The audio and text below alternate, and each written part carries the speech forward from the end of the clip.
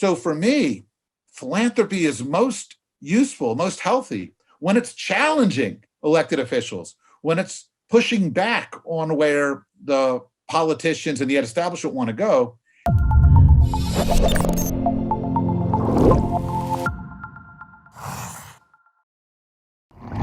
Hi, I'm Pedro Noguera, Dean of the USC Rossier School of Education and co-author of the new book, A Search for Common Ground, Conversations about the Toughest Questions in K-12 Education.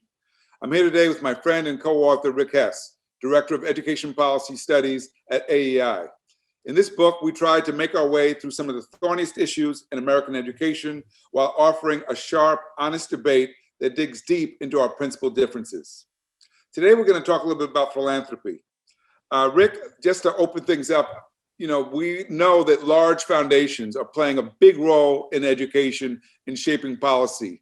The Gates Foundation, Walton, Broad here in LA have all played a major role and drawn a lot of criticism. What are your thoughts about the role of philanthropy? I've had my own concerns that I've also written about. I'd like to hear what you think about the role of philanthropy. Sure. I think it's funny. The biggest criticism of philanthropy is obviously that it's anti-democratic, that these rich guys, most of whom made their money in banking or technology, are coming in and telling us how to run our schools.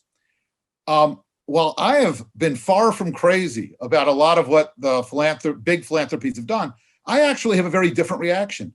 I tend to think of philanthropy as a really healthy corrective to a system of public education in the US, where we spend hundreds of billions a year through government coffers, through states, through school districts, that we've erected enormous bureaucracies that spend this money, that do the hiring.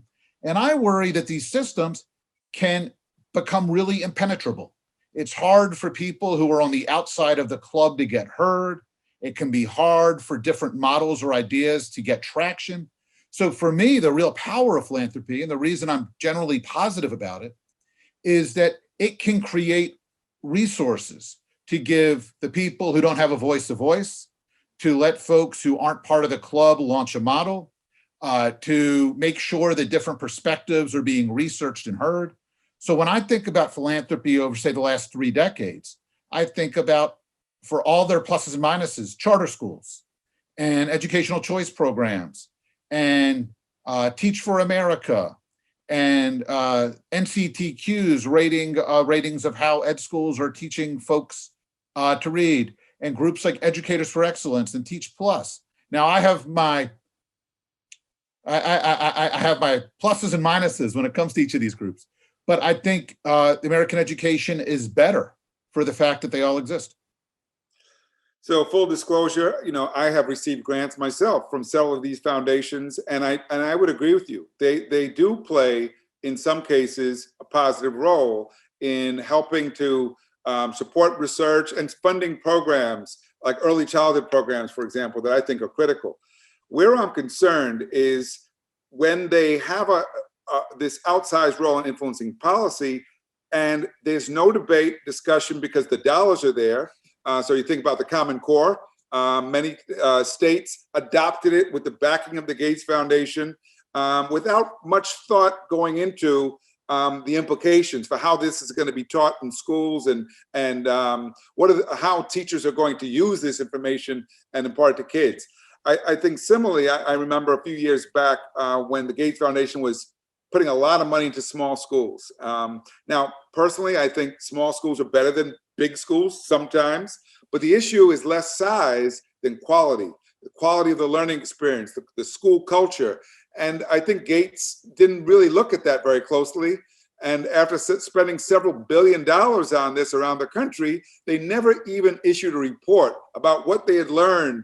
And that unwillingness to reflect on what they're doing and to be accountable for it is what I find most troubling and undemocratic.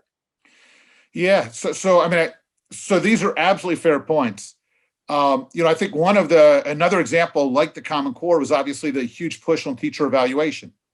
Obviously, Gates' Measures of Effective Teaching project was a huge part of that. But to Gates' credit, just to make sure we're given due where it's deserved, is they actually hired the Rand Corporation to produce a phenomenally useful and interesting report on all the reasons that teacher evaluation didn't actually do what it was supposed to do. But I think 2 points, at least for me here, that are really useful for the listeners. One is it's important when we talk about big dollar philanthropy, it's useful for folks listening to us to keep the context in mind. We spend about $700 billion a year on K-12 education in the US. We spend about 1/100th of that on philanthropy and K-12 education. So sometimes when people hear our friend Diane Ravitch, for instance, talk about the influence of philanthropy, it's real, but it's also important to understand that philanthropy is at best a penny on the dollar. And part of that is that we tend to talk about the same dozen or 2 dozen big philanthropies because they do have deep pockets and they do play in policy. But there are tens of thousands of foundations across the US doing things like supporting local scholarship programs, giving families resources to choose a school, giving teachers resources to get computers.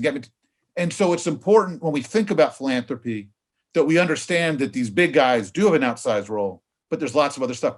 The one point that I think your Common Core or the teacher evaluation illustrations raise, which is so powerful, is that I actually think these are problems of when philanthropy started to work with democratic government. So the Common Core, part of the problem was that they started to work with Secretary of Education Arne Duncan hand in hand. Well, in the teacher evaluation, they worked closely with what was being done at the US Department of Education through Race to the Top. And so for me, philanthropy is most useful, most healthy when it's challenging elected officials, when it's pushing back on where the politicians and the establishment want to go.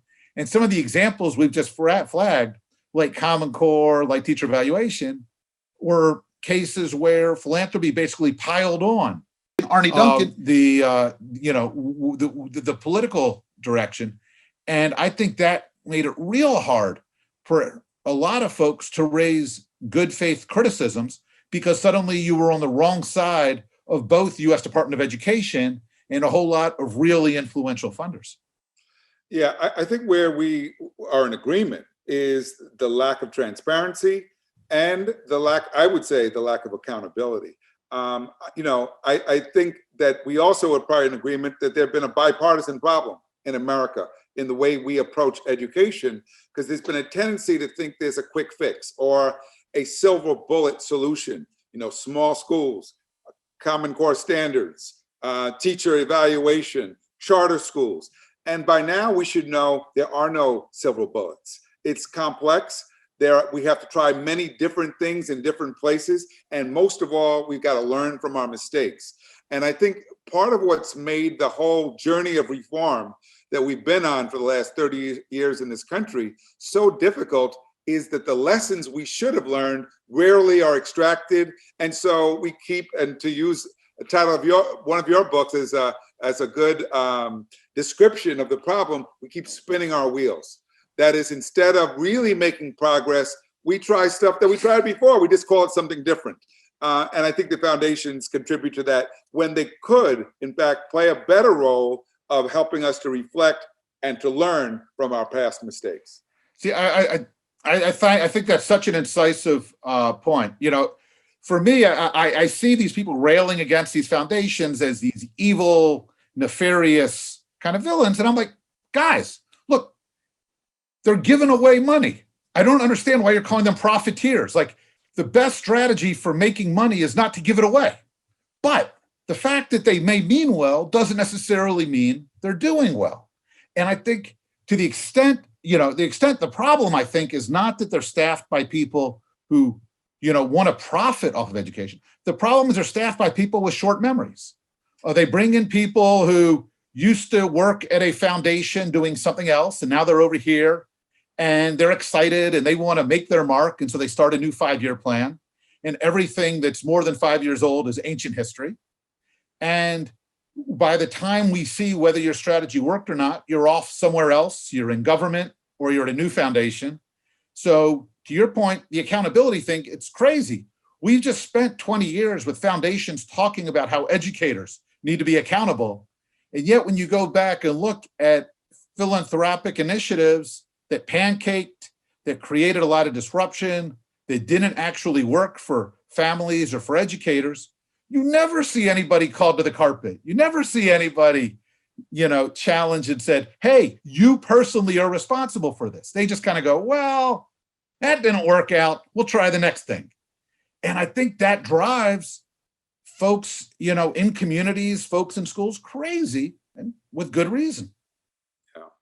And again, to be fair, I can think of several initiatives led by foundations that have been really important and have really helped us to make some progress. I'm thinking now about the Harlem Children's Zone, which has shown that with the right supports from birth through college, you can really compensate for the effects of poverty to improve outcomes for kids. And that wouldn't have been possible without the large sums of money that Jeff Canada has been able to raise in the zone. The challenge there is, how do you replicate that in the other communities across the country that need similar approaches?